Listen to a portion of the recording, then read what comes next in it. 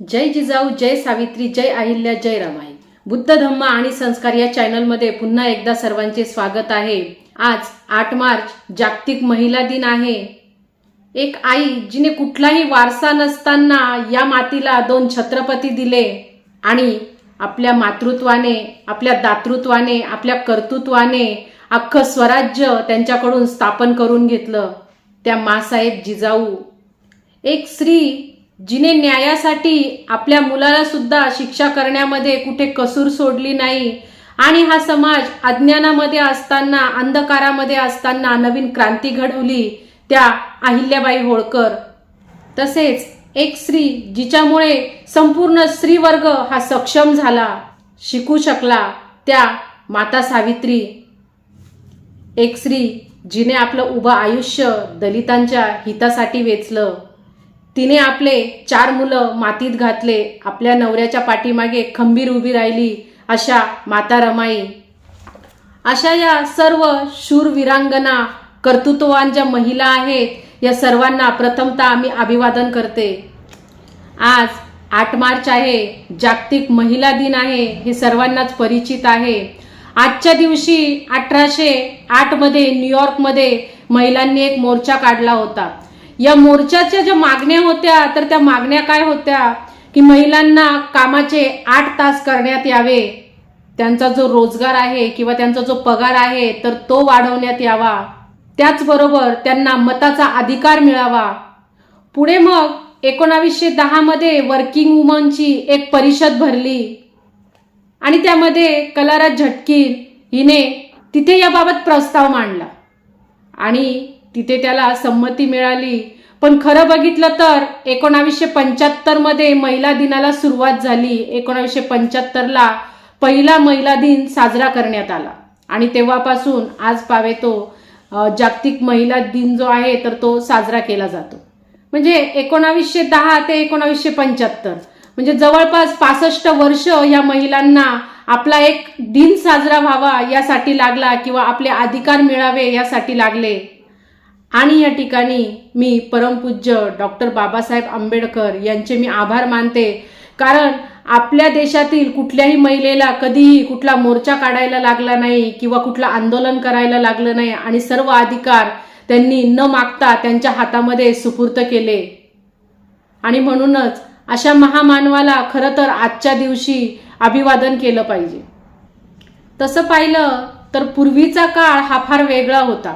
पूर्वीच्या काळामध्ये स्त्रियांना फार बंदी असायची, म्हणजे घराबाहेर जायचं नाही किंवा कुणाशी बोलायचं कसं, वागायचं कसं, हसायचं कसं, बसायचं कसं, इथपासून सर्व त्यांना बंदी होती. वेळेमध्ये घरी येणं, म्हणजे कुठं सहसा त्या जात नसायच्या, पण जर गेल्याच कुठे तर वेळेमध्ये घरी येणं, या सर्व त्यांच्यावरती बंधनं होते आणि या पद्धतीने स्त्रियांचं जीवन होतं. परंतु त्या मानाने आत्ताच्या काळामधलं जे जीवन आहे महिलांचं ते फार प्रभावशाली झालेलं आहे. आता स्त्रियांना कुठलाही विचार करण्याची मुभा आहे, त्यांना आपल्या आवडीनिवडी जपण्याची मुभा आहे, त्यांना आपले छंद जोपासण्याची मुभा आहे किंवा स्वतंत्रपणे कुठे जाण्याची सुद्धा त्यांना मुभा आहे. आणि मग जेव्हा महिला दिन येतो त्या दिवशी या सवलतींमध्ये थोडीशी अजून सूट मिळते. सूट म्हणजे कशी की या दिवशी मग महिला कुणी मिसळ पार्टीला जातं, तर कुणी किटी पार्टीला जातं, कुणी पिकनिकला जातं, कुणी फिरायला जातं, कुणी मित्रमैत्रिणींबरोबर गप्पा मारायला जातात, बाहेर जातात, फिरतात. परंतु तरी देखील संध्याकाळचा स्वयंपाक तिनेच घरी येऊन करावा अशी आजही घरामध्ये अट असते बरं का. आणि मग या धाकधकीच्या जीवनामध्ये ती काय करते, एक महिला दिन राखून ठेवते स्वतःसाठी. त्या दिवशी ती लवकर उठते, त्या दिवशी तिचं जे घरातलं काही काम असेल, तिच्या वाट्याला जे आलेलं असेल ते पटापट कुठेतरी आवरत असते आणि ते झाल्यानंतर दुपारच्या मोकळ्या वेळेमध्ये ती आपली मग इतर ज्या काही म्हणजे महिला दिनासाठी काहीतरी स्पेशल अशा तिने पार्ट्या ज्या अरेंज केलेल्या असतात त्यांचा ती मस्तपैकी वर्षातून एकदा उपभोग घेते आणि मग संध्याकाळी स्वयंपाकाच्या आत मात्र ती घरात असते. म्हणजे ही महिला दिनाच्या दिवशी आपल्याला दिलेली मोकळीक आहे. म्हणजे काहीही असलं तरी स्त्री अजूनही संसाराच्या गाड्यामध्ये गुरफटलेली आहे. ती वरवर कितीही दिसत असली, किती मंगळावरती जायला लागली, ती चंद्रावरती जायला लागली किंवा ती पंतप्रधान झाली, तरी देखील या जबाबदाऱ्या प्रत्येक स्त्रीच्या मागे या अगदी जन्मापासूनच भरलेल्या असतात. आणि तरी देखील आपण आपल्याला स्वतंत्र समजत असतो. आणि एवढ्या जबाबदाऱ्या पार पाडताना तिच्याकडून जर काही थोडं जरी चुकलं तर मग मात्र तिला उपाध्या भेटतात. आता या स्त्रियांच्या उपाध्या कुठल्या असतात माहितीये का? तर स्त्रियांच्या उपाध्या असतात, पहिली उपाधी असते स्त्री ही अबला आहे. त्यानंतर पुढची असते ती निर्बुद्ध आहे, म्हणजे स्त्रीला बुद्धी नसते. त्याच्या पुढे जाऊन स्त्रीची बुद्धी ही गुडघ्यामध्ये असते. त्यानंतर ती दुबळी असते, तिची धाव फार तर कुंपणापर्यंत. आणि आता मी बहुतेक वेळा बघते की ह्या उपाध्या काही स्त्रिया सुद्धा मान्य करतात, बऱ्याचशा, त्यामध्ये काही अपवाद वगळले तर. पण स्त्रीला हे माहीतच नाहीये की आपल्याजवळ किती बुद्धी आहे, आणि या बुद्धीचं मोजमाप नसल्यामुळे या उपाध्या ती सहजपणे आपल्या अंगावरती घेत असते, लादून घेत असते. परंतु तसं जर बघितलं तर स्त्री इतकं बुद्धिमान मला तरी वाटतं कुणीही नाही, कुठला प्राणी नाही किंवा इतर कुठलाही मनुष्य नाही. कारण पूर्वीच्या काळी माणूस जो होता तर तो भटका होता आणि स्त्री मात्र भटकी नव्हती. तिला आता आपल्याला माहित आहे की स्त्रीला एक मुलाला जन्म द्यायचा असतो आणि ती माता असल्यामुळे तिला एका ठिकाणी थांबावं लागायचं तिच्या मुलांना जन्म देण्यासाठी किंवा त्यांना वाढवण्यासाठी. आणि पुरुष हा भटका असल्यामुळे तो फिरत असायचा आणि एका जागी थांबल्यामुळे तिला वेगवेगळ्या प्रकारचे शोध लागत गेले. आणि मला खरोखर सांगायला आवडेल, कदाचित बऱ्याच स्त्रियांना हे माहीत नाहीये, पण शेतीचा शोध हा स्त्रीने लावलेला आहे, संगीताचा शोध हा देखील स्त्रीने लावलेला आहे, भाषेचा शोध हा देखील स्त्रीने लावलेला आहे, चित्रकलेचा शोध हा देखील स्त्रीने लावलेला आहे. असे कित्येक शोध आहेत की जे पुराव्यानिशी सांगता येतील. त्याचबरोबर तिचं बुद्धी कौशल्य इतकं आहे की ते सर्व ठिकाणी आपण बघत असतो. ती मुलं सांभाळते, ती घर सांभाळते, ती नवऱ्याची ठेवी सांभाळते, त्याचं संरक्षण करते, मुलांवर योग्य संस्कार करते. कुठल्याही स्त्रीला तिच्या घराच्या कुठल्या कोपऱ्यात काय ठेवलं असेल हे पटकन सांगता येतं. ती कमवून आणू शकते, ती मुलांचं पालन पोषण करू शकते, ती कुटुंब सांभाळू शकते. त्याचबरोबर नवऱ्याचा आणि माहेरच्यांचा, दोन कुटुंबाचा समतोल सुद्धा ती सांभाळू शकते. ती आई, बायको, मुलगी, सून, पत्नी या सर्व जबाबदाऱ्या ती एका वेळेस पार पाडत असते. जर एखाद्या बाईचा नवरा जर गेला तर ती बाई मुलांवरती, आई आणि वडील या दोघांचेही कार्य ती एकटी पार पाडते, दोघांचेही संस्कार ती एकटी करते. परंतु कुठलाही पुरुष आई कधी होऊ शकत नाही. आणि तिची बुद्धिमत्ता जर इतकी प्रगल्भ आहे की ती घरकाम करून बाहेरचं काम करू शकते, सामाजिक कार्य करू शकते, आर्थिक मदत ती घरामध्ये करू शकते, सर्व गोष्टी ती करते. मग तिला इतक्या उपाध्या देतात तरी पण ती का बरं शांत राहते? तर त्याच्या मागे कारण असं आहे की तिला आपला मुळात इतिहासच माहिती नाही. स्त्रियांचा सुद्धा इतिहास जो आहे तो तिला माहीत पाहिजे. आणि तो इतिहास मला वाटतं आजची स्त्री विसरलेली आहे आणि त्यासाठी तिला इतिहासाची पानं चाळावी लागतील. एक स्त्रीने आपलं छोटंसं बाळ घेऊन ती पुण्यामध्ये आली, जिथे नांगर फिरवलेला होता आणि तिथे असं सांगितलं होतं की इथे जोही कोणी राहील त्याचा निर्वंश होईल. आणि त्यामुळे लोक तिथे घाबरायला लागली आणि लोक ती गाव सोडून बाहेर गावी राहायला जायला लागली. तिथे कुणीही नव्हतं, संपूर्ण निर्मनुष्य झालेलं होतं ते पुणे शहर. आणि अशा वेळी माता जिजाऊ आपल्या जे छत्रपती बाल शिवाजी होते यांच्या समवेत त्या तिथे आल्या आणि त्यांनी त्याच्यावरती, त्या जमिनीवरती जी ओसाड पडलेली जमीन होती त्याच्यावरती त्यांनी सोन्याचा नांगर फिरवला आणि त्या तिथे म्हटल्या की मी इथे राहणार, बघूया माझा कुठे निर्वंश होतो. आणि मग हळूहळू तिथे त्यांनी शेती करायला सुरुवात केली. लोक बघायला लागली की एक स्त्री इतकी खंबीरपणे इथे राहू शकते तर आपण का नाही. आणि मग हळूहळू लोक तिथे यायला लागली. संपूर्ण गाव जो होता तो माणसांनी भरला. त्यावेळी पुन्हा एकदा त्यांना एक संकट आलं की लोकांकडे पैसा नव्हता जमिनीवरती, म्हणजे जमीन कसण्यासाठी किंवा नांगर फिरवण्यासाठी किंवा शेती करण्यासाठी. त्यावेळी जिजाऊंनी त्या रयतेला बी बियाणे दिली, बैल जोड्या दिल्या आणि याच जिजाऊच्या प्रेरणेने पुढे अखंड स्वराज्य स्थापन झालं. जिथं निर्वंश होईल अशा ठिकाणी, जिथे कुणीही नव्हतं अशा ठिकाणी एका महिलेने अख्खं स्वराज्य स्थापन केलं. आणि आपण काय करतोय तर आपण आपल्या मुलांना फक्त बाळा तू मोठा हो, एक नोकरी कर, एक छानशी बायको आण, तुझ्या हातामध्ये एक गाडी असावी, तुला राहण्यासाठी एक बंगला असावा, याच्या पुढे कुठलंही स्वप्न आपण कधी बघत नाही. आणि आपण बघत नाही किंवा आपण आपल्या मुलांनाही दाखवत नाही. त्यामुळे आपली मुले फक्त तेवढ्या एका चौकटीमध्येच राहतात.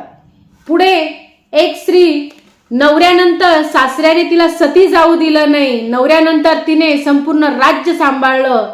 आणि तिचं शासन असं होतं की तिने आपल्या पोटच्या मुलाला सुद्धा जर कुठे जर कसूर असेल तर तिथे तिने शिक्षा केलेली होती. आपण आपल्या मुलाला ही शिक्षा देऊ का? आपण आपली मुलं कितीही चुकली तरीही आई म्हणून आपण त्याच्या चुकांवरती पांघरून घालत असतो. तिने जंगलात जे लुटारू राहत होते तर त्यांनाच जंगलाचं संरक्षण करण्यासाठी सांगितलं. अनेक विहिरी तिने बांधल्या, अनेक मंदिरांची स्थापना तिने केली. काशीचं विश्वनाथ मंदिर हे त्यांचीच देण आहे, त्या अहिल्याबाई होळकर. पुढे सावित्रीबाई फुले यांच्याबद्दल आपल्याला माहित आहे. त्या स्वतः शिकल्या. त्यांनी पहिली मुलींची शाळा काढली. ज्यावेळी मुलींना घराबाहेरही पडायची मुभा नव्हती त्यावेळी त्यांनी मुलींची शाळा काढली. आपण आता बघतो की आता आपण स्वतःच म्हणत असतो आपल्या मुलीला की तू मुलगी आहेस, तू हे करू नकोस, तू मुलगी आहेस, तू ते करू नकोस, तू इथे जाऊ नको, तू तिथे जाऊ नको, तुला याच मर्यादेपर्यंत कुठलं काम केलं पाहिजे. ह्या मर्यादा आपणच आपल्या मुलींवरती लादून दिलेल्या आहेत. पुढे सावित्रीमाईंनी सती प्रथेला सुद्धा बंदी घातली. आता आपण बघतो की त्या काळामध्ये त्यांनी सती प्रथेला बंदी घातली. आणि आता आपण आपल्या काळामध्ये काय करतो तर एखादी बाई जर विधवा झाली तर आपण पहिले तर तिला नावं ठेवायला मोकळं असतो की ती तर विधवा आहे आणि मग तिने समारंभाला कशाला जायचं, तिने नेटनेटकं कशाला राहायचं, किंवा तिने दागदागिने का घालावे. मी बऱ्याच ठिकाणी बघते की या पद्धतीचे संस्कार होत चालले. सावित्रीमाईंनी विधवा ज्या होत्या, जेव्हा सतीप्रथा बंद झाली त्यानंतर ज्या विधवा असायच्या तर त्यांच्यावरती अत्याचार हे त्यांचे आप्त स्वकीय म्हणजे त्यांचे नातेवाईकच करायचे. आणि त्यातून जर एखाद्या बाईला जर दिवस राहिले तर तिच्यावरती शिंतोडे उडवले जायचे. अशा वेळी सावित्रीमाईंच्या ते लक्षामध्ये आलं. त्यांनी ज्योतिरावांच्या मदतीने त्यांच्यासाठी एक आश्रम खोलला. आणि या आश्रमामध्ये त्या अशा विधवा ज्या बायका आहेत तर त्यांना तिथे त्या येण्यासाठी सांगायच्या. आणि जिला इथे यायचं असेल तिने यावं आणि इथे रिकामं होऊन जावं. तुम्हाला जर शक्य असेल तर तुमचं बाळ तुमच्या सोबत न्या, नाहीतर ते इथंच ठेवा. या पद्धतीचे तिथे नियम होते. आणि इतकी आगाध त्यांची विचारशक्ती होती की त्या काळात सुद्धा त्यांनी किती सुंदर विचार केले होते स्त्रियांबद्दल की एका स्त्रीचं दुःख एक स्त्री तिथे समजून घेत होती. आता आपण बघतो जर अशी चूक जर एखाद्या बाईकडनं झाली जी विधवा आहे तर आपण तिथे कधी बघत नाही किंवा समाज तिथे बघत नाही की चूक नेमकी कुणाची आहे किंवा तिलाही जगण्याचा अधिकार आहे, तिलाही भावना आहेत. या गोष्टीचा विचार तिथे केला जात नाही. आणि त्याही पुढे जाऊन सावित्रीमाईंनी एका विधवेचं पोर त्यांनी दत्तक घेतलं होतं. याला समाजामध्ये अनेक लोकांनी तिथे विरोध केला होता. म्हणजे अक्षरशः जेव्हा ज्योतिबा जेव्हा मयत झाले आणि त्यांच्या अंत्ययात्रेमध्ये त्यांचे घरची लोक तिथे आली, भावकीची लोक, आणि त्यांनी सांगितलं की हा विधवेचा पोरगा आहे. म्हणजे सावित्रीमाईंनी आणि ज्योतिबांनी तो जो यशवंत नावाचा मुलगा होता तो दत्तक घेतला होता, तर त्याला आम्ही तुमच्या अंत्ययात्रेत आम्ही सामावून घेणार नाही. त्यावेळी सावित्रीमाईंनी ठणकावून सांगितलं होतं की जर यशवंता चालणार नसेल तर मग मी स्वतः अग्निडाग देईल. आणि मग त्यांनी टिटवं धरलं होतं. तर या पद्धतीचे नियम त्यांनी मोडून काढले. आणि म्हणजे किती विशाल मन असेल या स्त्रीचं की इतका अटीतटीचा काळ होता तो, तर त्या काळामध्ये त्यांनी समाजाला टक्कर दिली आणि आपण अजूनही तेच घेऊन बसलेलो आहोत. पुढे माता रमाई होत्या ज्यांनी आपल्या नवऱ्याला साथ दिली. एखादी बाई शेणगवऱ्या वेचते आणि त्या पैशामध्ये आपलं घरामध्ये जे काही आणायचं असेल, आपल्या मुलांना खाण्यापिण्याचं सामान असेल किंवा मुलांचं जर आजारपण असेल त्याच्यासाठी पैसा साठवायचा असेल, हे न करता ती आपल्या नवऱ्याच्या शिक्षणासाठी पैसा पाठवते आहे. किती विशाल मन असेल त्या रमाईचं. तिने आपल्या पोटची 4 मुलं मातीत घातली तरी त्याची जळ तिने बाबासाहेबांपर्यंत पोहोचू दिली नाही. आणि खरोखर या ज्या महिला आहेत यांचा इतिहास किती आगाध आहे, यांची विचारशक्ती किती प्रगल्भ आहे. आणि मग त्यावेळी त्या महिला ज्या होत्या तर त्या इतक्या शूरवीर होत्या, हातामध्ये त्यांच्या तलवारी होत्या, प्रत्येक ठिकाणी त्या न्याय देत होत्या, महिलांना त्या समजून घेत होत्या. मग असं काय झालं की त्यावेळच्या महिलांचा इतिहास मागे पडला आणि मध्यंतरी आपल्याकडे हा वेगळाच इतिहास पुढे आला की आता एक स्त्रीला मागे खेचते आहे. कारण आता कुठेतरी स्त्री चुकते आहे. आता आपण बघतो की स्त्रीच खरं तर स्त्रीची दुश्मन झालेली आहे. म्हणजे आपण जर एखाद्या प्रवासामध्ये जर गेलो आणि 2 कुटुंब जर सोबत जर प्रवास करत असतील अनोळखी, त्यामध्ये 2 पुरुष एखाद्या तासापर्यंत संपूर्ण त्यांची माहिती एकमेकांना सांगून मोकळे झालेले असतात, परंतु 2 स्त्रिया ज्या असतात त्या 1 दिवस जरी त्यांचा गेला तरी त्या एकही शब्द न बोलता खूप काही मनामधून एकमेकींविषयी बोलून दिलेलं असतं किंवा बोलत असतात. म्हणजे स्त्रियांचं मन हे संकुचित होत चाललेलं आहे. आणि एखादी स्त्री जर पुढे जर जात असेल तर ही दुसरी स्त्री जी असती हीच तिच्याबद्दल बोलत असते, हीच तिला मागे खेचण्याचं काम करत असते. आणि म्हणूनच स्त्री ही आहे तर ही दुसऱ्या स्त्रीची दुश्मन झालेली आहे. त्यानंतर मध्यंतरी काय झालं की ह्या ज्या स्त्रिया होत्या यांचा इतिहास लपवला गेला, यांचा इतिहास मागे टाकला गेला. कारण आपल्यामध्ये अंधश्रद्धा ही फार मोठ्या प्रमाणात पसरवली गेली. वेगवेगळे व्रतांचे पुस्तकं आले, वेगवेगळे व्रत वैकल्य आले आणि याच्यामध्ये स्त्री इतकी गुरफटली गेली की साड्यांच्या रंगामध्येच ती बुडून गेली. आणि मग बाबा बुवा उपवास यांच्यामध्ये तिने स्वतःला फार वाहवून घेतलं. आता आपण बघतो की इतके बाबा येऊन गेले आणि प्रत्येक बाबाचं काहीतरी कुठेतरी काहीतरी बिनसलेलं दिसलं आणि सगळे बाबा सारखेच निघाले. त्यानंतर उपवास हा वाईट विचारांचा कधी उपवास होत नाही किंवा मोबाईलमध्ये इंस्टाग्राम फेसबुक या गोष्टींचा बंदी करण्याचा किंवा मोबाईल न वापरण्याचा कधी उपवास होत नाही. उपवास हा फक्त भरपूर खाण्याचा उपवास होतो. आणि हे जे आहे तर याच्यामुळे काय झालं की स्त्री एक वेगळ्याच दरीमध्ये ओढल्या गेली आणि जे मूळ आहे की जे स्त्रीची खरी कहाणी आहे किंवा खरा इतिहास आहे तो तिच्याकडून कुठेतरी सुटून गेला आणि स्त्री एक वेगळ्या दिशेला वळाली. बरं, या लोकांनी इतकं काही करून ठेवलं, आपल्या हातामध्ये काहीतरी चांगलं येण्यासाठी त्यांनी प्रत्येकाने आपापल्या परीने प्रयत्न केले. कुणी आपल्यासाठी स्वराज्य उभं केलं, कुणी आपल्यासाठी संविधान लिहिलं, परंतु या गोष्टीची खरोखर स्त्रीला कुठलीही जाणीव नाही. आणि आता आपण बघतो की संविधानामध्ये महिलांना खूप काही अधिकार दिलेले आहे, बरेच अधिकार आहेत. आणि हे अधिकार फक्त बसच्या सीटवरती बसण्यापुरते फक्त महिलांना माहिती आहे. तर या अधिकारांची कुठलीही जाणीव महिलांना नाहीये. हे अधिकार फक्त कुठे भांडण असलं किंवा कुठेतरी जायचं असलं की मग तिथे स्त्रियांना पहिले अधिकार आहे एवढं फक्त त्यांना कळतं. पण स्वतःचे खरे अधिकार काय आहेत हे त्यांना अजूनपर्यंत माहिती नाही किंवा ते माहीत करून घेण्याचाही त्यांना कुठला रस वाटत नाही. आणि मग यामध्ये काय झालं की पाश्चिमात्य संस्कृती खूप आली. म्हणजे आता आपण बघतो सरोगसी ऍक्ट निघाले, म्हणजे गर्भाशय सुद्धा आता भाड्याने देता येतं.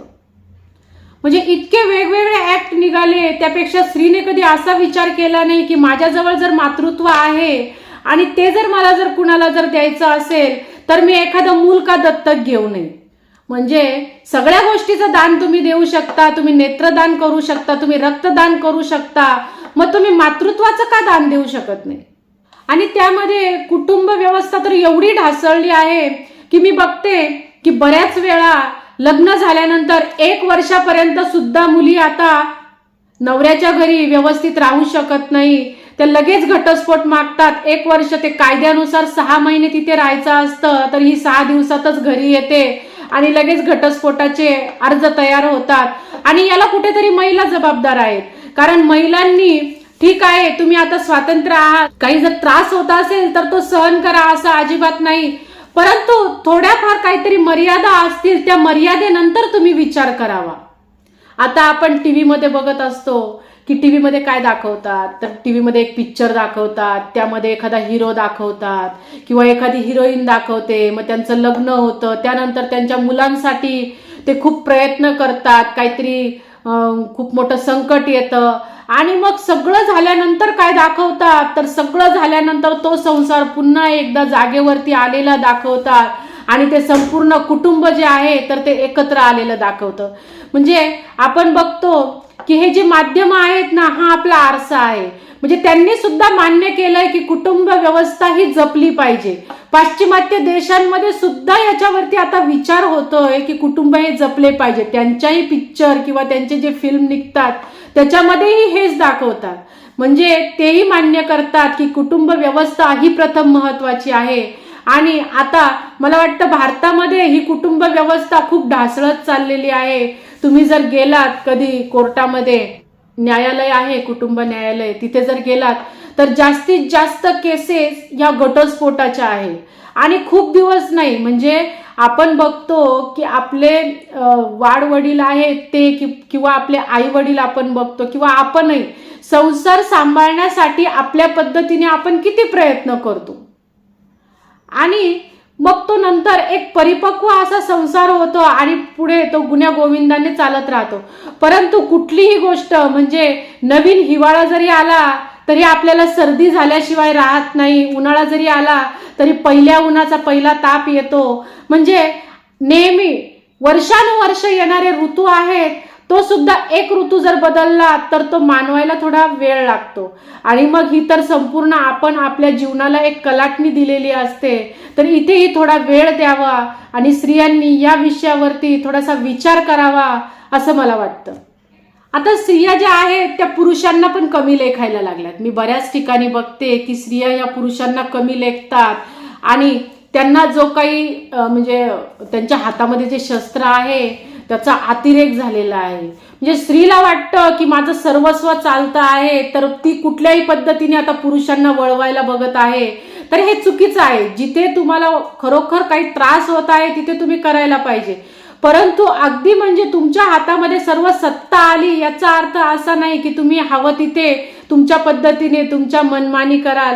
हे अत्यंत चुकीचं आहे. कारण मीही एक स्त्री आहे, परंतु आता सध्याची परिस्थिती जी आहे की समजा कुठे जर एखादी केस जर चालू असेल तर तिथे स्त्रीचं चालतं, हा शब्द पहिले प्रचलित म्हणजे झालेलाच आहे आता समाजामध्ये. आणि त्यामुळे काहीही झालं तरी स्त्रीचाच बाजूने निकाल लागणार हे आधीच पक्क डोक्यामध्ये असतं. आणि त्यामुळे स्त्री कुठेतरी जरी एक बाजू जरी तिची सक्षम झालेली असली तरी पण ती दुसऱ्या बाजूने आपली नुकसान करते, हे तिने लक्षात घ्यायला पाहिजे. आणि समाजामध्ये एक हा पण समज आहे की मुलगी जी आहे तर ती मुलापेक्षा चांगली आहे. मी तर म्हणेल हे तुम्ही जे विधान करता हे चुकीचं विधान आहे. कारण मुलीच चांगल्या नाहीत, त्याच्यामुळे हा समाज बिघडतो आहे. आपण बघतो की आई वडिलांचे सध्या फार आतोनात हाल होताना दिसतात.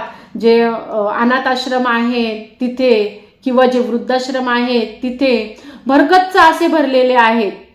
फक्त कधीतरी कुठल्या तरी वाढदिवसाला लोक जातात आणि ते विकतचं काहीतरी प्रेम त्यांना देऊन येतात आणि आपल्या आई वडिलांना मात्र कुठल्याही प्रेमाचा कुठलाही एक काय म्हणतात लवलेशही नसतो.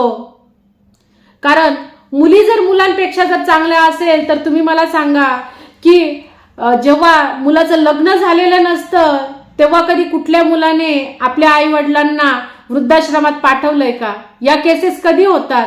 त्या मुलाच्या जीवनामध्ये जेव्हा मुलगी येते ना त्यावेळी ही केस होते. म्हणजे याचाच अर्थ मुलगा वाईट नव्हता, ती मुलगी त्या जीवनामध्ये आली, त्यांच्या घरामध्ये आली आणि तिथून खरी सुरुवात झाली. म्हणून मुलगा आणि मुलगी हा भेद आपण इथेच नष्ट करायला पाहिजे. मुलगी जर चांगली आहे तर ती आपल्या घरापासून करा आणि ती जशी आपल्यासाठी चांगली आहे तशी ती दुसऱ्या घरासाठीही चांगली असली पाहिजे. या पद्धतीचे विचार जेव्हा समाजामध्ये रुळतील, या पद्धतीचे आदर्श जेव्हा तुम्ही डोळ्यासमोर ठेवाल, आपले जे वाडवडील आहेत जे पूर्वज ज्या आपल्या शूरवीरांगना ज्या होऊन गेल्या त्यांचे आदर्श तुम्ही डोळ्यासमोर ठेवा आणि जी काही तुम्हाला आकाशाला गवसणी घालायची आहे तरीही आपल्या इतिहासामध्ये एकदा डोकवा आणि तेव्हाच तुम्ही ते साध्य करू शकाल. जे काय आहे ते तुमच्या हातामध्ये सगळं आहे, फक्त त्याचा वापर कसा करायचा हे आता तुम्ही ठरवायचं आहे आणि आपला महिला दिन किती योग्य पद्धतीने साजरा करायचा हेही तुम्ही ठरवायचं आहे.